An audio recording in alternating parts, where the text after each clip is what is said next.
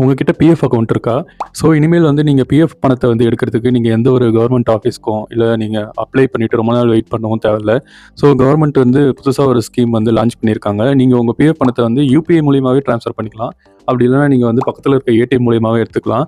இத வந்து டெஸ்ட் பண்ணி இப்ப சக்சஸ்ஃபுல்லா வந்து லான்ச் பண்ண போறாங்க. ஸோ என்ன பண்ண போறாங்க அப்படின்னா, இபிஎஃப்ஓ 3.0 அப்படின்னு சொல்லிட்டு ஒரு பிளாட்ஃபார்ம் உருவாக்கியிருக்காங்க. இது வந்து நம்ம NPCI national payments corporation of India கூட சேர்ந்து ஒர்க் ஆக போகுது.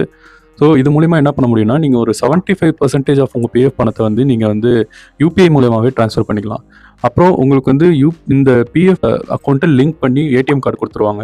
ஸோ அந்த ஏடிஎம் கார்ட நீங்க நார்மல் ஏடிஎம் கார்டு மாரி நீங்க எந்த ஏடிஎம்க்கு வேணாலும் போய் நீங்க பணத்த டெபிட் பண்ணிக்கலாம். ஸோ இதுவும் நீங்க 75% வரையும் எடுத்துக்கலாம். இதுக்கு எந்த பேப்பர் ஒர்க்ஸும் கிடையாது. ஸோ ஏதாவது ஒரு எமர்ஜென்சினா கூட நீங்க இத யூஸ் பண்ணிக்கலாம். இது ரொம்பவே ஒரு யூஸ்ஃபுல்லான ஸ்கீம் தான். பட் ஆனா இது ரிட்டயர்மெண்ட் ரிலேட்டட் ஃபண்ட்ஸு. நம்ம ரிட்டயர்மெண்ட்காக சேர்க்கிற ஒரு பணம்.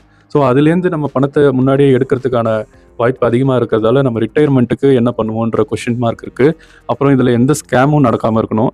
அதுவும் வந்து கவர்மெண்ட் எப்படி வந்து இம்ப்ளிமெண்ட் பண்ண போகிறாங்கன்னு தெரியல. ஸோ இந்த ஸ்கீம் எப்படி பெர்ஃபெக்டாக ஒர்க் ஆகுமா அப்படின்றது தெரியல. பட் ஜூன் எண்டுக்குள்ளே இந்த ஸ்கீம் வந்துடும் அப்படின்னு சொல்லியிருக்காங்க. ஸோ உங்களுக்கு இந்த ஸ்கீம் பிடிச்சிருக்கா அப்படின்றத கமெண்ட்டில் சொல்லுங்கள். ஸோ இந்த மாதிரி யூஸ்ஃபுல்லான இன்ஃபர்மேஷனை பார்க்க நம்ம சேனலை ஃபாலோ பண்ணிக்கோங்க.